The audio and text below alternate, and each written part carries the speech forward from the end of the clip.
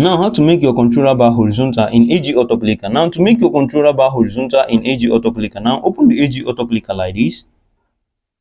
Now, as you can see, it have opened. Now, what you do first is just here you can see this is a premium version. In order to access this, you must subscribe to the premium version.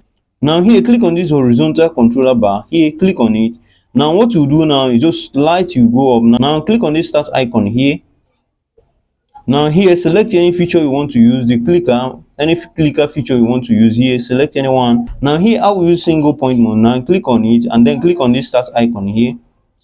Now, here you can see the controller bar is horizontal. You see it, you can move it anywhere, and also it works the same. Here you can minimize it, you see, you can expand it, you see it's still. You can also hide your clicker, you see it.